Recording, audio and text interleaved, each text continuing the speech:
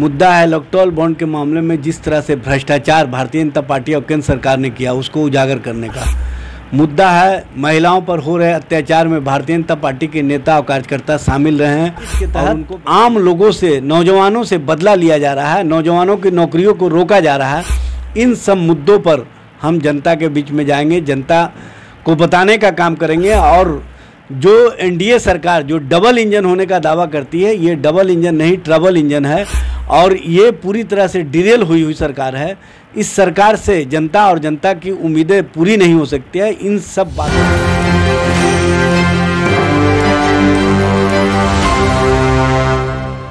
नमस्कार, मैं नंदन, आप देख रहे हैं न्यूज़ 24 के राजद कार्यालय के भीतर हम उपस्थित हैं और हमारे साथ इस वक्त जुड़े हुए हैं राजद के ही प्रदेश प्रवक्ता एजाज अहमद जी। हम बात करेंगे, सबसे पहले लोकसभा चुनाव नज़दीक है, हम लगातार सवाल कर रहे हैं लोकसभा चुनाव को लेकर। सीट शेयरिंग भी आप लोगों ने कर दी, सब कुछ स्पष्ट भी कर दिया है। क्या कहिएगा, लोकसभा चुनाव नज़दीक है, इस बीच आपकी जीत किस ढंग से हो सकती है? क्या क्या आप लोग अपने अंदर लेकर चल रहे हैं कि क्या क्या आप लोगों ने काम किया है, क्या क्या प्लानिंग है सब? देखिए, इंडिया गठबंधन पूरी मजबूती के साथ अपने विचारों और संकल्पों के साथ आगे बढ़ रही है और हमारा चुनाव है मुद्दा मोदी बनाम मुद्दा।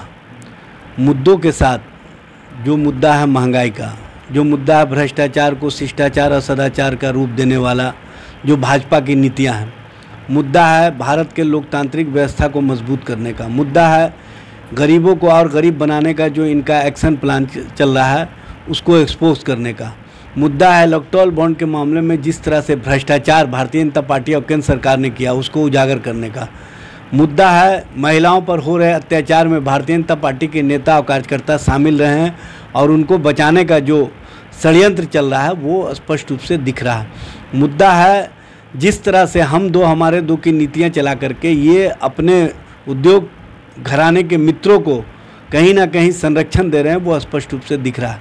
तो इन सब मुद्दों पर हम स्पष्ट रूप से जनता और जनता के बीच में जा रहे हैं और बिहार में हमारा मुद्दा है 17 महीने बनाम 17 साल। और 17 महीने में जो हमने काम किए हैं नौकरी के, रोज़गार के, जो हमने काम किया आरक्षण व्यवस्था को 75% किए जाने की, जो हमने जातीय गणना करा करके जिसकी जितनी संख्या उसकी उतनी हिस्सेदारी तय की है, इन सब मुद्दों के अलावा बिहार में जो विकास को नया आयाम तेजस्वी प्रसाद यादव के नेतृत्व में महागठबंधन सरकार ने दिया था, उसको जिस तरह से शिथिल किया जा रहा है, जिस तरह से रोका जा रहा है, जिस तरह से वेंडेटा पॉलिटिक्स के तहत आम लोगों से, नौजवानों से बदला लिया जा रहा है, नौजवानों की नौकरियों को रोका जा रहा है, इन सब मुद्दों पर हम जनता के बीच में जाएंगे, जनता को बताने का काम करेंगे। और जो एनडीए सरकार जो डबल इंजन होने का दावा करती है, ये डबल इंजन नहीं ट्रबल इंजन है और ये पूरी तरह से डिरेल हुई सरकार है। इस सरकार से जनता और जनता की उम्मीदें पूरी नहीं हो सकती है। इन सब बातों को हम उजागर करेंगे और बताने का काम करेंगे। और जिस तरह से जन विरोधी नीतियां अपनाई गई, जिस तरह से जनता और जनता के हितों के साथ खिलवाड़ हो रहा है, इन सब बातों के साथ हम उन बातों को भी बताएंगे जिस तरह से भारत में जो शोषित है, जो वंचित है, जो पीड़ित हैं, जो पिछड़ा है, जो अति पिछड़ा है, उनके हक और अधिकार को छीना जा रहा है।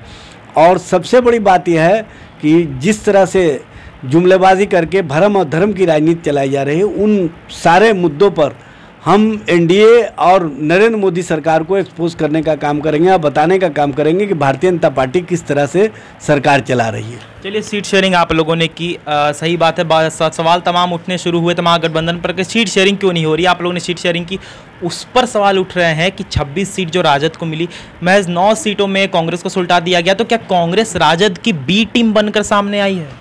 देखिए, ये उन लोगों के मुंह से शोभा नहीं देता है जो कहते थे कि एक अकेला सब पर भारी। उनकी स्थिति ये हो गई है कि तिनकों को जोड़ करके बना रहे हैं यारी। और इस तरह की स्थिति और परिस्थिति है कि वहाँ पर सत्ता के लिए, स्वार्थ के लिए किसी हद तक जाने की जो इनकी नीतियाँ हैं, और ख़ास तौर से भारतीय जनता पार्टी जो चुनाव मैदान से जाने से पहले ही 40 सीटों पर चुनाव लड़ने की बात किया करती थी, आज 17 सीटों पर सीमित हो गई है। 23 सीट तो पहले ही हार चुके हैं। वो जीतने की बात अब कहाँ से कर रहे हैं, जीतने का सपना कहाँ से देख रहे हैं?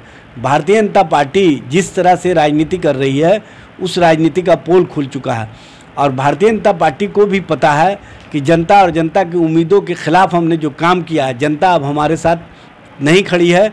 जनता का समर्थन नहीं है, इसी कारण इस तरह का बेचैनी और बौखलाहट में ये प्रलाप कर रहे हैं। कांग्रेस नेता इस्तीफा दे रहे हैं धीरे धीरे करके। अभी कल की ही बात है कि घोसी क्षेत्र जहानाबाद के ही जिला परिषद थे अजय सिंह, उन्होंने भी इस्तीफा दिया।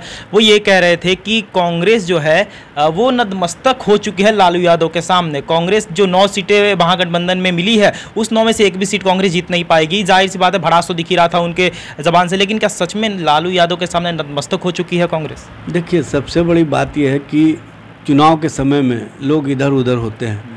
भारतीय जनता पार्टी के तो अनेकों नेता आ रहे हैं और भारतीय जनता पार्टी के अंदर जिस तरह की स्थिति और परिस्थिति पैदा हो गई है, उनको स्वयं समझ में नहीं आ रहा कि हम किस तरह से चुनाव मैदान में जाएं।